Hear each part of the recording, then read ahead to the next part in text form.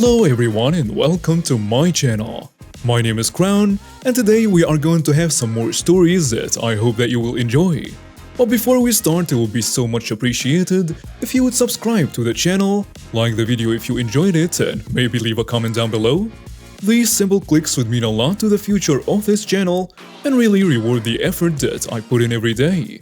And now, without further ado, let's go! First story. An entitled kid white pelt gets a cheap lesson from a yellow pelt. Happened to my daughter this summer, short and sweet. This martial art is Taekwondo. My daughter is 10 at the time and has been doing Taekwondo for a while. The particular academy starts kinda slow in pelts for the younger kids to listen dropouts. As they get higher in pelts, it requires much more work in and out of the academy. So she has a lot of time in, even though at the time she's only the third belt. White, low yellow, and yellow. Due to my other daughter's dance lessons, my Taekwondo daughter sits in front of the academy for about 15 minutes after a lesson on Wednesdays, so we can pick both kids up at once. She just sits on a bench, playing games on her phone. I have poor memory, spelling, writing skills, and I'm on mobile. Sequences may have been shortened or altered due to those facts. So I'm getting off work out of town, heading into a motel, and then get a call. It is the instructor at Taekwondo informing me about an event that happened at his academy. The senior master says, "So hey, your daughter punched some kid after class today. Do I need to withhold her from the next pill test if she can't control her actions?" Me, flabbergasted. Well, that doesn't sound like her. What happened?" His aunt said when she picked him up, he had a red mark on his face. So he said that he was showing your daughter some moves, and she couldn't do them right. So she got mad and punched him. Sounds weird. Okay, I'll have to talk to her to see what happened. I'll call you back. So I call her. Hey, what happened at Taekwondo? This boy wouldn't stop bothering me or picking on me. So after a while of me telling him to stop and get away, I slapped him. Okay, so now I believe this. Okay, well, the first person to tell the story gets believed. So when something like that happens, you need to inform someone first. Hopefully he will believe you since you have been around 2 years and that boy just started. So I called the senior master back and I repeat her story. And he tells me, yeah, I thought it strange that a lower pelt will be teaching a higher pelt. Should be the other way around. I'll check the cameras and call you tomorrow. Tomorrow I was still out of town and strangely in the same spot as yesterday when I got a call again. It was the senior master. I checked the cameras. That boy is lucky your daughter just slapped him. He deserved much more than that. She plainly told him to get away many times and he kept on coming back to mess with her. I'll have a talk with him and his aunt about it. I tell him I'm glad you have cameras. That made this easy. I called my daughter and informed her of the good news and how well she did, and she controlled the situation. Later I asked if the boy was still there and she said that she never saw him again. I found out the senior master kicked him out. Unfortunately, we weren't there for that. My daughter is still in Taekwondo and next month she'll be testing for her low blue belt. When it comes to belts, it goes like this: white, low yellow, yellow, low green, green, low blue. She's 11 and tall and strong and not to be messed with, obviously. This story always puts a smile on my face. Next story. Dad helps my friend and me get back at middle school bully. This week was our middle school reunion. Most of us went to the same K-8 school, ages 6 to 14 for our friends across the pond. And while we were all laughing and talking over Zoom, my friend, whom I'll call Janice, brought up this memory. At our schools, with the exception of kindergarten, 2 grades will be paired together. So first and second grades will be taught together. Third and fourth will be taught together. So on and so forth. The 7th and 8th graders had to do a special project every year called Toy Team, or TT. Basically, we will be put into teams and build a specific toy that we could market. Representatives from local businesses will be invited to judge our projects and win awards in various categories. Best presentation, best design, best research, and so on. The idea behind this project was to teach teamwork, ingenuity, creativity, and so on. But in the end, it caused more trouble than it was worse, for reasons I'll get to in a moment. I hated TTU as a passion, the biggest reason being that the boys would take over the building of the toy and the girls did the secretarial work, listing results, surveying the groups, writing final reports, and so on. It wasn't fair, but I was always too afraid to speak my mind and asked to help building, something I've always enjoyed. But 8th grade year was the one that almost broke me because of one kid. Enter Carlos, not his real name. Carlos was in 7th grade but was touted as a math and science genius. He had to go to the local high school to take math and science classes because none of the teachers at our school were qualified to teach at his level. He also prided himself on being a cool kid and had a gang of sycophants follow him around, reaffirming his greatness.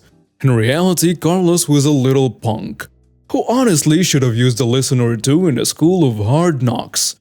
He was a jerk to the highest degree, always looked down on everyone else, and since his parents, who were honestly Lucius and Narcissus Malfoy come to life, defended his actions and threatened everyone around them. Because it was a private school and Carlos' parents were big donors, even the teachers were limited in what they could and couldn't do to discipline him. The worst they could do was detention, but he just shrugged it off. Seriously, unless he killed someone, Carlos was just untouchable. Janice and I were thrilled to be in the same group until we learned we'd be paired with Carlos. Carlos immediately took over the project and bossed Janice and me around. Janice and I both had our own disabilities. She was in a wheelchair and I had a hearing disability that required me to wear an earpiece. Anyways, we were also favorite targets for Carlos and his sycophants. Because, well, we were disabled, quiet, kept to ourselves, and just focused on our work. Carlos proceeded to make our experience in TT miserable. He claimed that because he was a big math and science expert, only he could build our glider and we had to write it down. Janice and I put up with it at first because we knew our teachers would do nothing and it was just an 8-week-long group project. Then one day, during week 6, it happened. We had to test the gliders. Our testing rigs was set up with yardsticks and rubber bands on tables. You'd load the gliders into the rubber bands, pull them back and launch. Then you'd measure how far they flew and make your corrections. Once again, the boys took over and the girls did the recording. Janice and I were making notes when I noticed the rubber band was about to snap due to how stretched out it was. I warned Carlos about the rubber band and to just adjust the glider.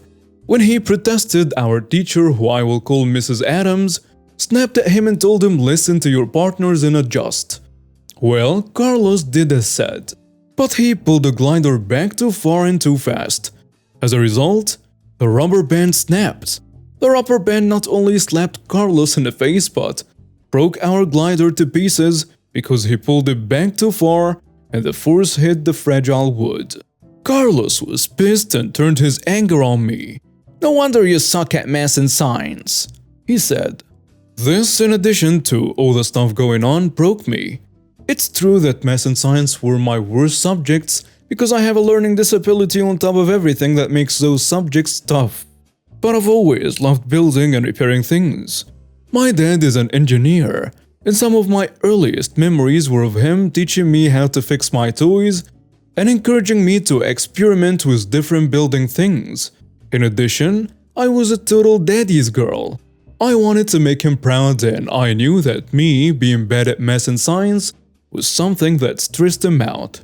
So I'm not joking, I ran away, like in those cliché 90s movies.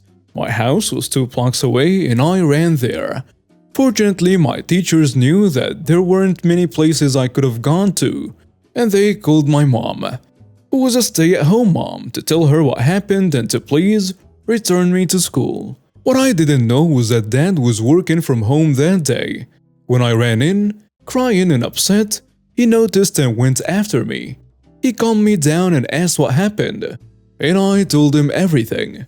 about Carlos taking over, about how Janice and I were doing all the hard work and Carlos being a nasty bully, the rubber band snapping and me getting blamed. Dad was quietly hugging me, kissing my forehead. When Dad is quiet, that usually means he's angry. When I looked up, I saw that his mouth was set in a hard line and his eyes were dark. I was scared he was angry at me. I begged him not to be mad at Janice or me because Dad instead reassured me that he wasn't mad at Janice or me. He was mad at Carlos, and he had an idea to teach that little punk a lesson. Dad then called the school, reassured Mrs. Adams that I was okay and that I would spend the rest of the day at home. He also sent an email to not only Mrs. Adams, but Janice's parents detailing this plan of his. Janice's parents and Mrs. Adams were game. After we heard it, Janice and I were smiling ear to ear, even though we knew we had to put in the work all by ourselves. The next day, Mrs. Adams pulled Carlos, Janice and me aside and said, thanks to the glider incident, Carlos was now on his own and had to finish the project by himself. Janice and I would be doing our own project. Carlos was pretty happy about this, because those two slowed me down. However, what Carlos was not thinking about was that since Janice and I were doing all the paperwork, we had all the information.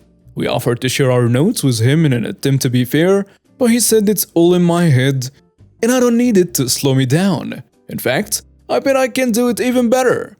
We all had to sign a contract that information was not exchanged and witnessed by Mrs. Adams. The next 2 weeks were easily the best of TT for Janice and me. Since we had all the notes, we were able to rebuild the glider in less than a week. Our dads even set up a makeshift glider range for us to test, and we spent an entire Saturday flying the gliders, one in red, the other in blue, which were the most popular colors according to our surveys. As a result, we improved our glider and even made a game out of it, racing them. When Janice's dad mentioned the red and blue gliders reminded him of the Gemini dual-link coaster at Cedar Point, we decided to name the toys after the coaster and make them a 2-for-1. We built a box for our gliders, got our calculations double-checked by not only Mrs. Adams but 2 independent adults as well. Both dads, who were co-workers, signed off on the mass, even adding their proof of work and signing the back. This is important for later. A presentation board with an overview and along with a huge binder showing all of our work. Janice and I worked really hard on this project, and it felt awesome. On our last day, we had a pizza party and sleepover, making bets on what Carlos' reaction was most likely going to be. Presentation day arrived, and this was one of the few days we could wear something else other than our school uniform, so we were dressed in nice outfits to make our presentations. Janice and I were together with our gliders and had big smiles on our faces. We looked at Carlos. We had an actual nice-looking glider, box, presentation board, paperwork and everything. However, he had an anxious look on his face instead of his usual arrogant and cocky one, which made me happier. Presentation day worked like this. The first half of the day would be the representatives walking around and judging who had the best looking gliders, boxes, presentation boards, binders and so on. Then we'd have lunch and come back. The ones who have been selected for the second round would then make their presentations to not only the representatives but the entire class. Janice and I answered the questions asked by the representatives, arriving with confident and clear answers. One of the businesses that attended was the engineering firm that our dads worked for. They were impressed with our presentation and selected us for the second round. Carlos was also selected, and he had a worrisome look on his face when the bell rang.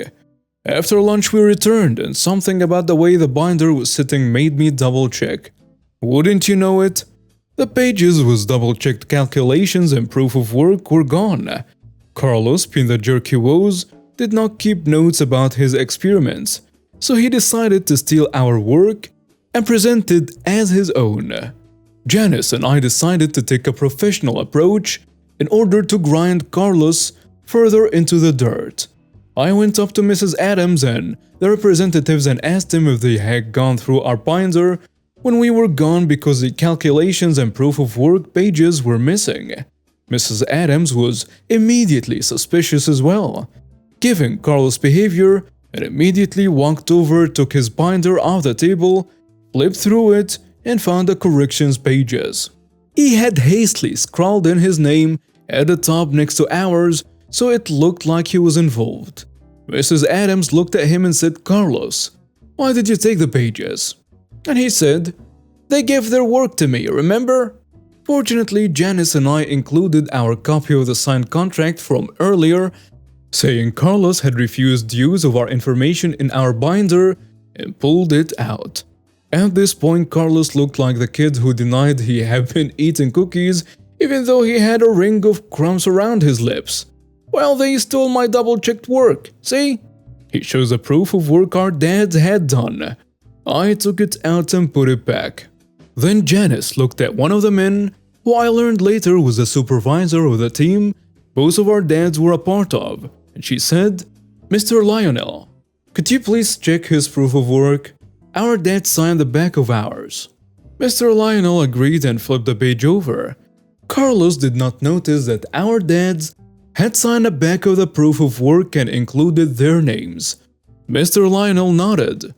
"I know those signatures anywhere," he said before looking at Carlos with a glare that could wilt a flower. "You told me you wanted to be an engineer someday, right?" Carlo could only nod. His face was white. "You are aware that engineers take theft of others' work seriously?" Again, Carlos nodded. "And that if you were doing this in a professional setting, you'd not only be fired from the company but blackballed from the industry," Mr. Lionel said, staring down at this kid. Carlos looked like a melted snowman and that he wanted to disappear into the ground.